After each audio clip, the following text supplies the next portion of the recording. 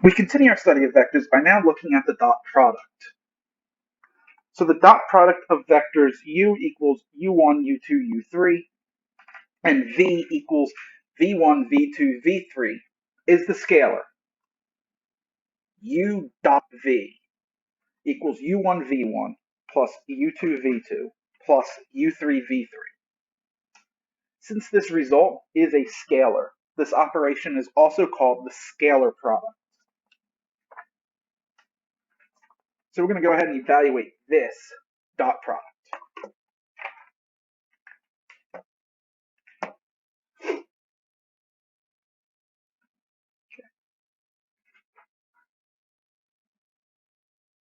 So what we do is we just multiply corresponding components and add the result.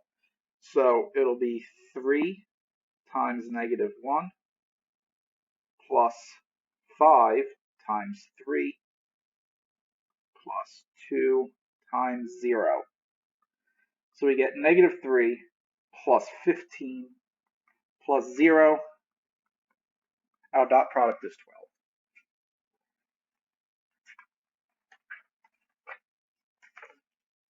So we have several properties of the dot product.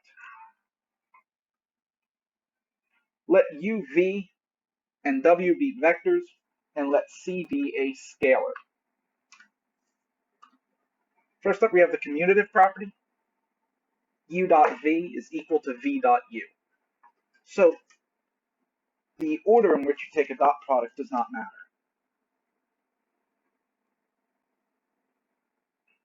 We then have the distributive property. U dot v plus w is u dot v plus u dot w. So this says that the dot product distributes across vector addition.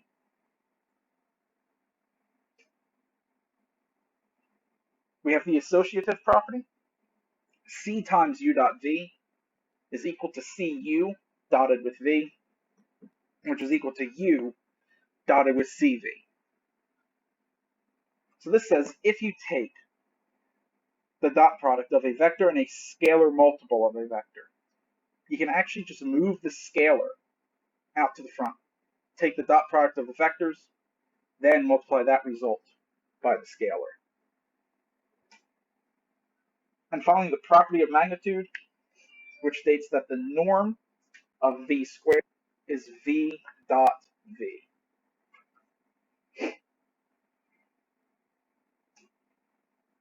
So let's prove property 1.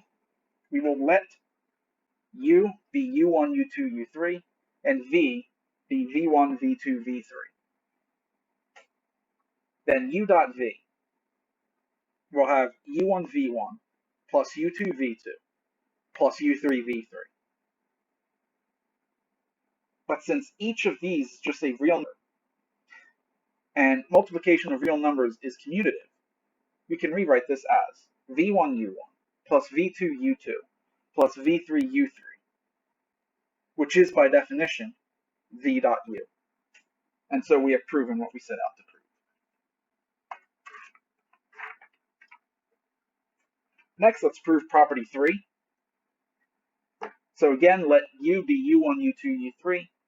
Let v be v1, v2, v3. And we'll let c be a scalar. So c times u dot v will be c times u1, v1 plus u2, v2 plus u3, v3. Now this c can distribute into each, so we get c u1, v1 plus c u2, v2 plus c u3, v3.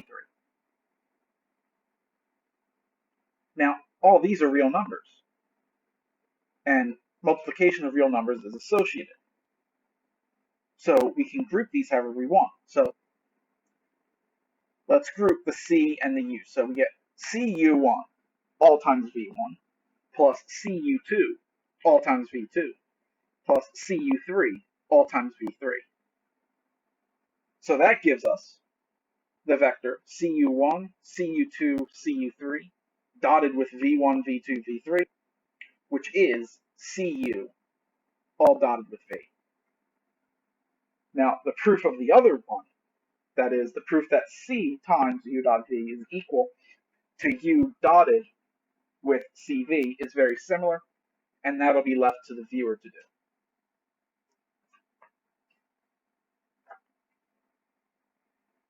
And now let's go and prove property 4. So let V be V1, V2, V3. The norm of V squared. Well, the norm of V is the square root of V1 squared plus V2 squared plus V3 squared. So that whole thing's going to be squared. Well, that just undoes the square root. So we have V1 squared plus V2 squared plus V3 squared. Well, squared just means the number times itself. So this is V1, V1 plus V2, V2 plus V3, V3, which is V1, V2, V3 dotted with V1, V2, V3, and that is simply V dot V.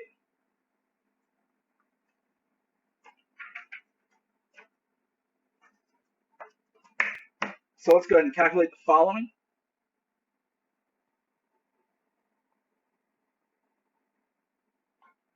So first, A dot B all times C.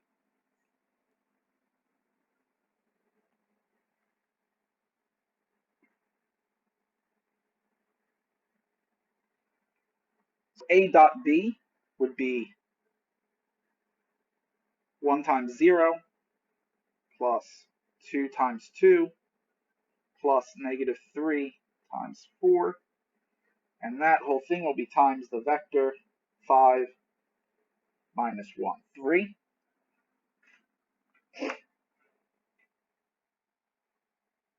So we get 4 minus 12, so we get negative 8 times this vector.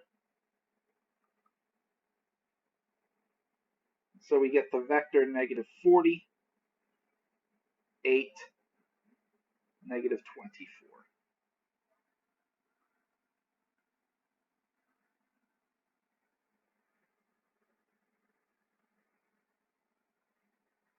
For the second one, A dotted with 2C. Well, using a property, we can do this. 2 times A dot C. So we get 2 times 1 times 5 plus 2 times negative 1 plus negative 3 times 3. So it's 2 times 5 minus 2 is 3, minus 9 is negative 6. So we get negative 12.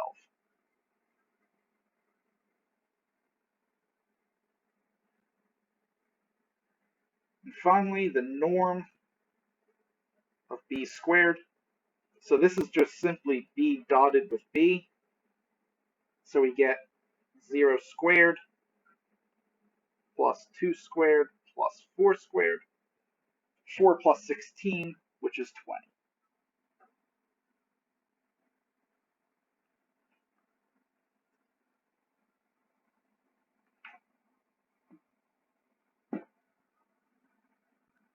So law of cosines says, let A, B, and C be the sides of a triangle, and let big A, big B, and big C be the angles opposite of A, B, and C, respectively.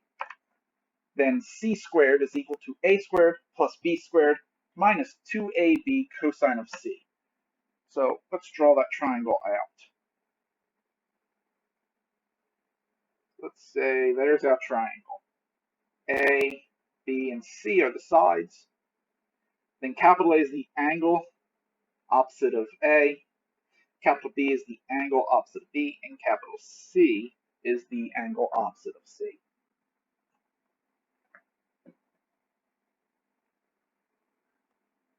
A proof of this can be found in a standard pre-calculus text, and so we will not be going over it here.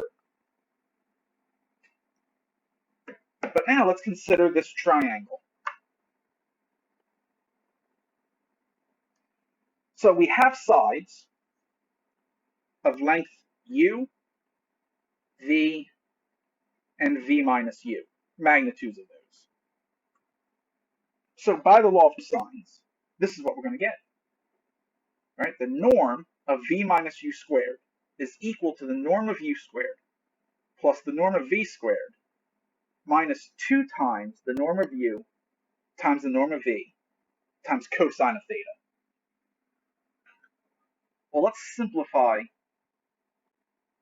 this left-hand side. Let's take a look at that first. So the norm of v minus u squared. By the proper magnitudes, that is just v minus u dotted with v minus u. Using distributive property twice, we'll get v dot v minus u dot v minus v dot u plus u dot u, which is the norm of v squared plus the norm of u squared minus twice u dot v. So if we now plug this into the side of this equation, we'll get the norm of v squared plus the norm of u squared minus twice u dot v is equal to the norm of u squared plus the norm of v squared minus 2 times norm u norm v cosine of theta. Well, norm of v squareds drop out, norm of u squareds drop out. Go ahead and show that. All right, so norm of v squareds are gone, norm of u squareds are gone. So what we are now left with is negative 2 times u dot v is equal to negative 2 norm of u norm of v cosine of theta. Divide by negative 2, we're left with u v is equal to the norm of u times the norm of v times the cosine of theta.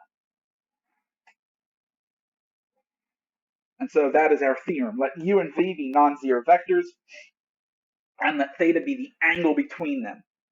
Then u dot v is the norm of u times the norm of v times cosine of theta. So to determine the angle between u and v, rewrite this theorem as cosine of theta is equal to u dot v over the norm of u times the norm of v. Now, by convention, we take theta to be between 0 and pi respectively, or inclusively. Since the range of the inverse cosine function is 0 to pi, we can simply take the inverse cosine of both sides of this equation to find that theta is the inverse cosine of u dot v over the norm of u times the norm of v. So real quick to see why this convention makes sense.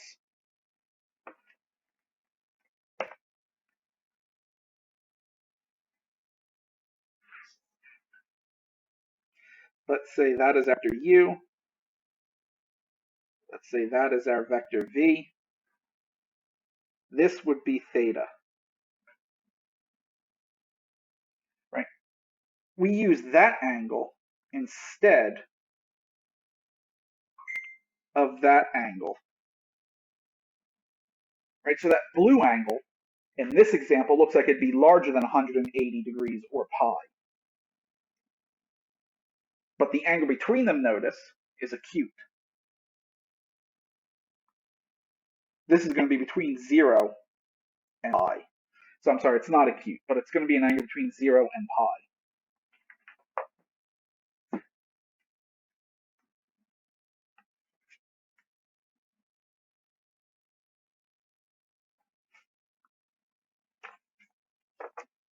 So looking back here, if this angle here is 0, then that simply means that the two vectors have the same direction. An angle of pi means that the two vectors have opposite direction. And if the angle between the two vectors is pi over 2, we say that they are orthogonal. So orthogonal is just a fancy way of saying the vectors are perpendicular. So suppose that u and v are orthogonal. Then this means that theta is pi over 2. And so we have cosine of pi over 2 is equal to 0, which is equal to u dot v over the norm of u times the norm of v. Now, since u and v are non-zero vectors, both of these magnitudes are non-zero, so this denominator is non-zero, which means that u dot v has to be 0.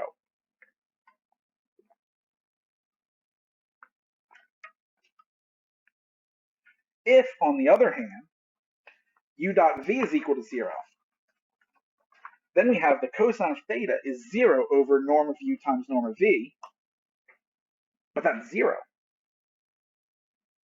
Cosine of theta is 0. This means that theta is 0. And so this gives our test for orthogonality. The non-zero vectors u and v are orthogonal if and only if u dot v is 0.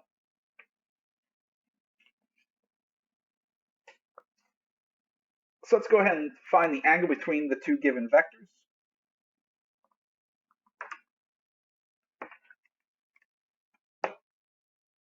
So remember, cosine of theta is given by the vector 2, 5, 6, dotted with the vector -2, -4, 4, all over the norm of the vector 2, 5, 6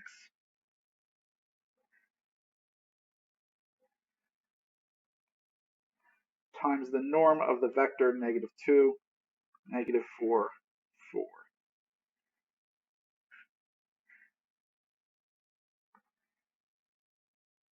So we're going to get -4 minus 20 plus 24 all over the square root of 4 plus 25 plus 36 times the square root of 4 plus 16 plus 16.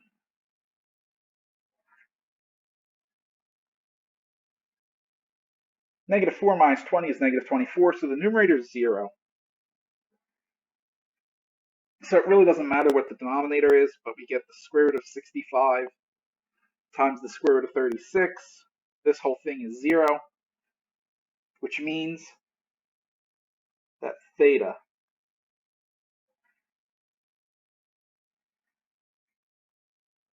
is pi over 2.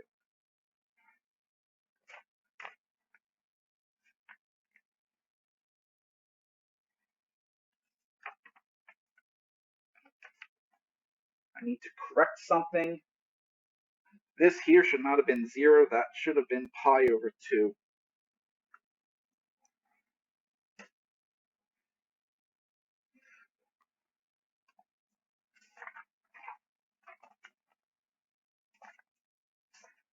So now we're looking at these two vectors and we're asking whether they're orthogonal. So that just means is p dot v equal to 0. So what do we get? We get 10 plus 0 minus 10. Well, that is indeed 0. So therefore, p and q are orthogonal.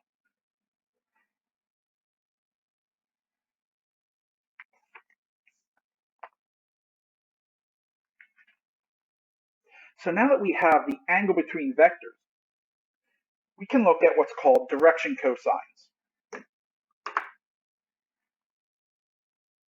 So the angles formed by a non-zero vector and the coordinate axes are called the direction angles for that vector.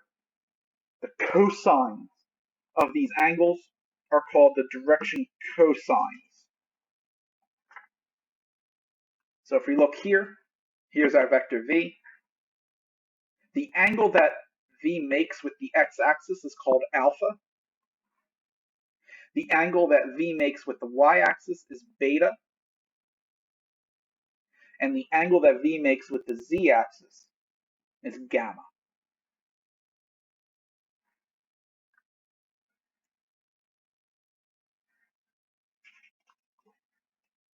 So let's find the direction cosines and the direction angles for the vector 2, 3, 3.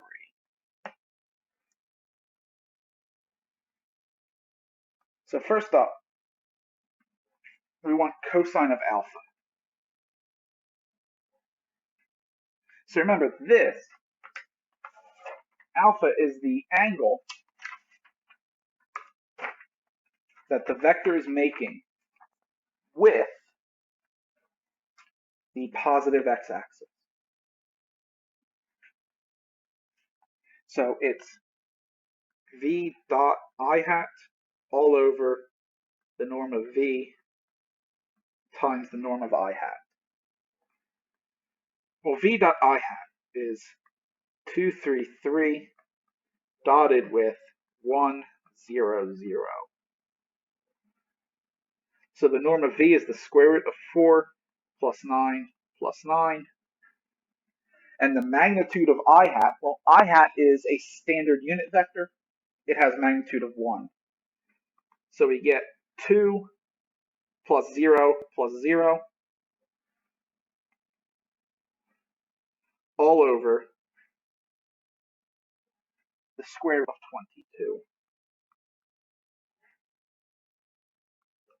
So this means that alpha is the arc cosine of 2 over the square root of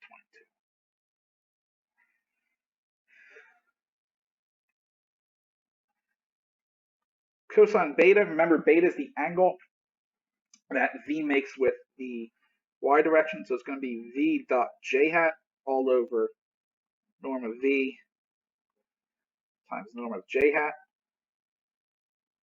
So v dot j hat, we get 2, 3, 3 dotted 0, 1, 0. Norm of v we found to be square root of 22. Once again, j hat is a unit vector, so it has a norm of 1. So we get 0 plus 3 plus 0 all over the square root of 22. This means that beta is the arc cosine of 3 over the square root of 22. Finally, we have the cosine of gamma. So gamma is the angle it makes with the z-axis, so it's v dot k hat all over norm of v times the norm of k hat. So it is 2, 3, 3 dotted 0, 0, 1 all over the square root of 22. K hat is again a unit vector. So we get 0 plus 0 plus 3 all over the square root of 22. So gamma is also the arc cosine of 3 over the square root of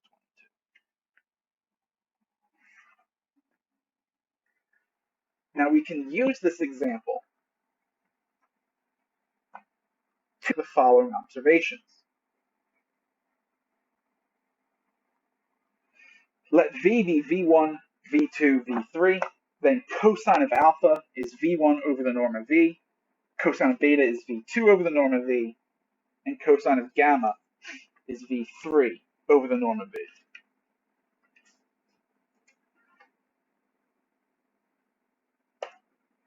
We now look at projections. So suppose that a child is pulling the handle of a wagon at a 55-degree angle.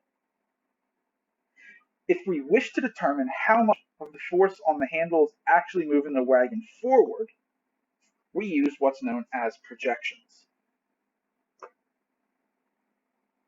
So the vector projection of v onto u is the vector labeled this in the figure below. So it's this vector right here.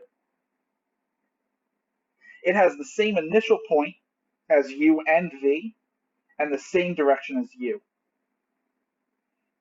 It represents the component of v that acts in the direction of u.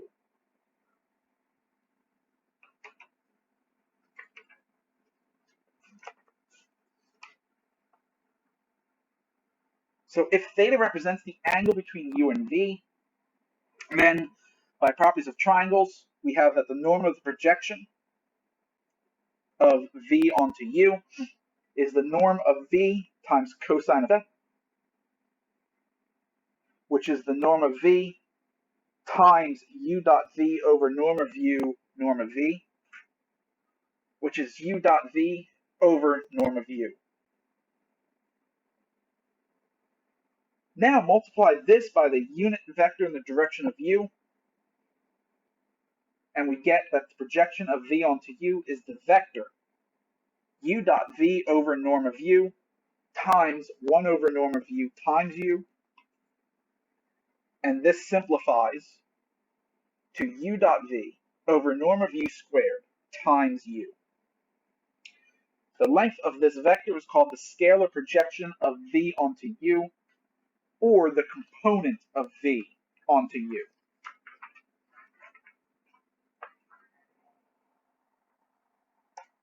So we're going to go ahead and find the projection of the vector 3, 5, 1 onto the vector -1, 4, 3.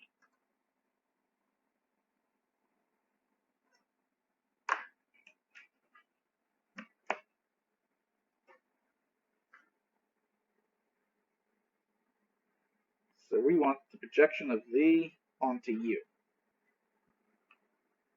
So this is u dot v over norm of u times u. So we get -3 plus 20 plus 3 all over the square root of 1 plus 16 plus 9 times -1, 4, and 3. So we get 20 over 16, 9, 25 over the square root of 26. I'm sorry, this was norm of u squared, wasn't it? Yes, it was. So this is not square root. So it's 20 over 26 times -1, 4, 3. 20 over 26 is 10/13.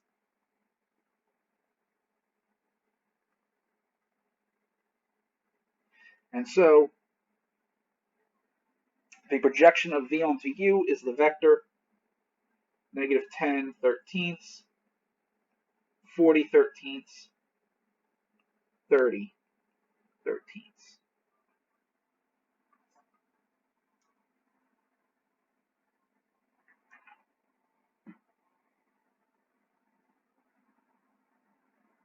Now sometimes we wish to decompose a given vector into components with respect to another vector. We call these components the parallel component and the perpendicular component. So let u and v be non-zero vectors. The parallel component of v to u is denoted as this, v parallel. The perpendicular component of v to u is denoted as this, v perpendicular. We can then write v as v parallel plus v perpendicular. Now this parallel component, well, that's just simply the projection of v onto u.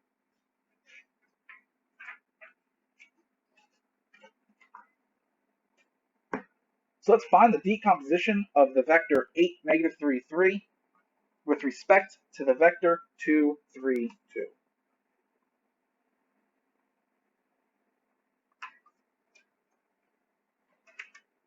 So the first thing we want to do is let's find the parallel component, which is just the projection of v onto u.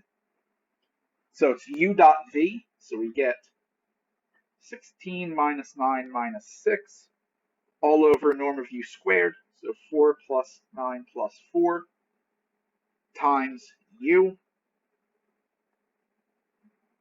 This winds up being 1 over 17 times 232. And so the parallel component is 2/17, 3/17, 2/17.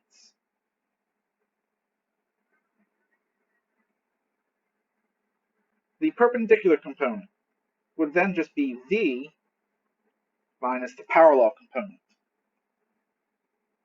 So 8 -3 minus 2/17, 3/17, 2/17.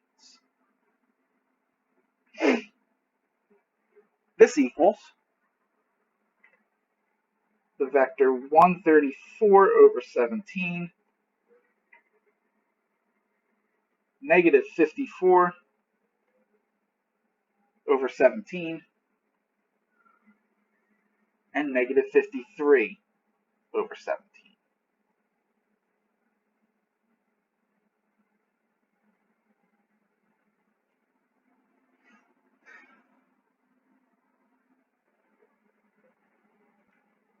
So we can write V in the composition form: 2/17, 3/17, 2/17, plus 134/17, -54/17, -53/17.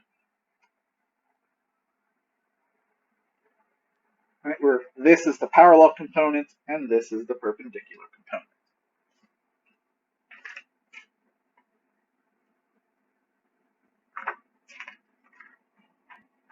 So let's now look at an application.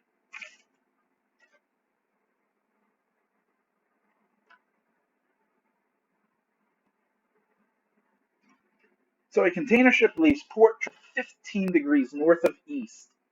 Its engine generates a speed of 20 knots along that path.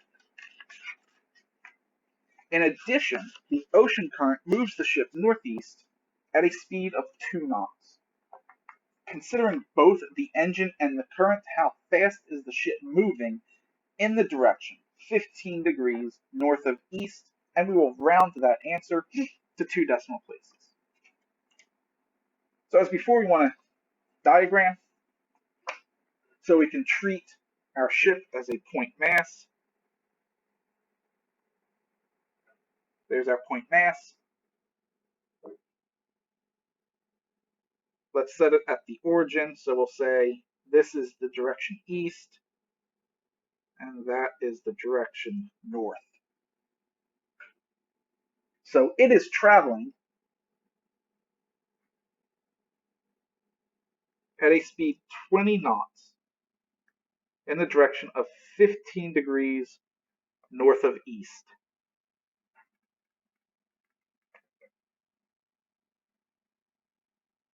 Then there's a current of 2 knots that is northeast. That is an angle of 45 degrees.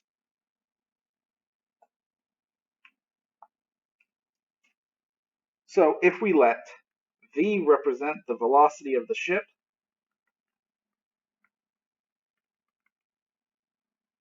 we let C represent the ocean current,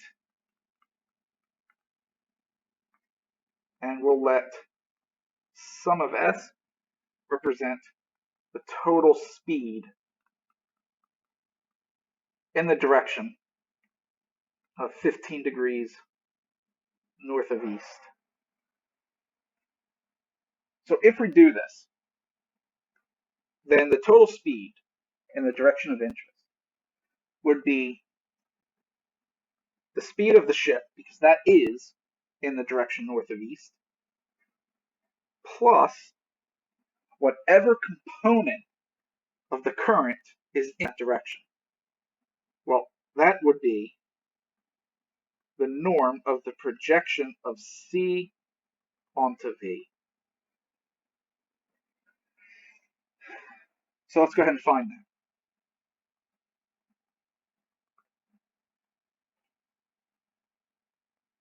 So remember, this is going to be V dot C all over norm of V. So V dot C is simply the norm of V times the norm of C times the cosine of the angle between them, which I'll call phi,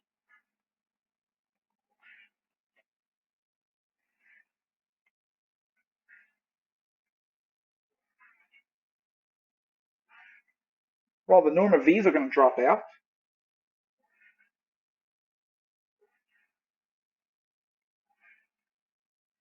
So we have 2 times the cosine of the angle between them. Well, that's going to be 45 degrees minus 15 degrees, which is 30 degrees. So this is 2 times cosine of 30, which is 3 over 2, which is the square root of 3.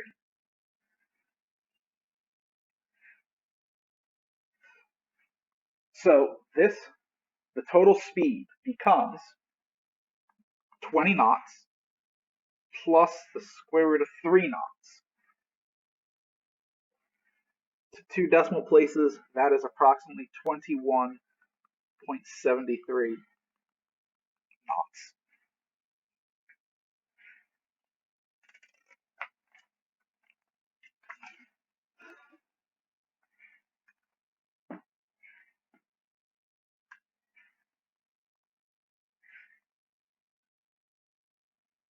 From physics, work is done when an object is moved by a force. It is the energy used moving the object. Now, when the force applied is constant and in the same direction the object moves, then the work done is simply force times distance. Well, let's suppose that the direction of the force is different than the direction of motion, but still constant. So we have a constant force that's acting in a direction that is different than motion. So let's say here's our force F. So suppose a force F is applied to an object with an angle theta to the direction of motion. So here's our direction of motion. F is applied at an angle theta to that direction. Now, we already know that if the force is applied in the same direction, then the work done is force times difference.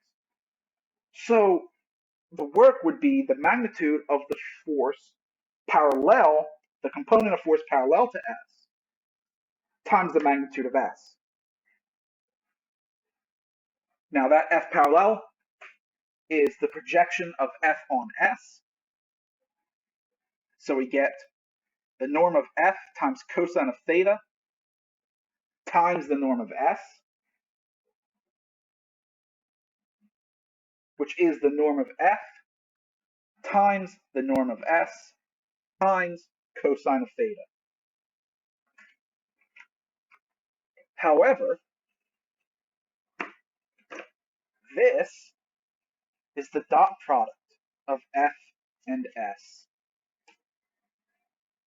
And so the work done would be F dot S.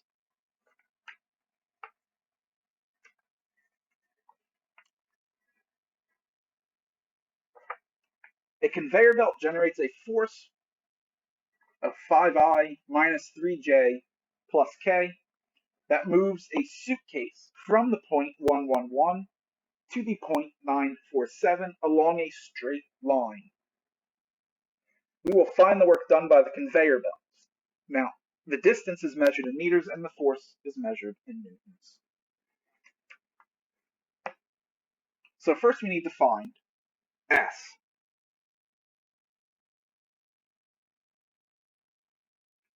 So S is going to be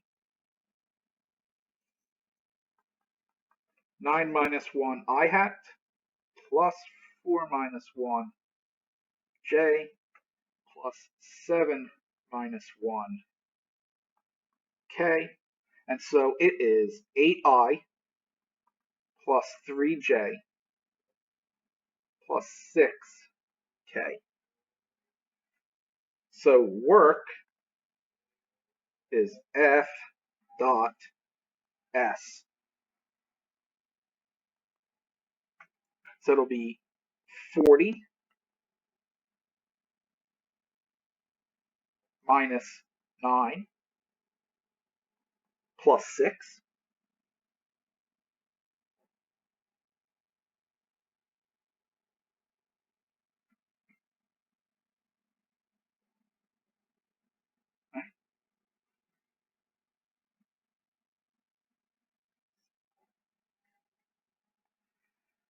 Right, so 40 minus 9 is 31, plus 6 is 37. So the work done is 37 Newton meters, which is, of course, 37 joules. And that concludes our discussion on the dot product.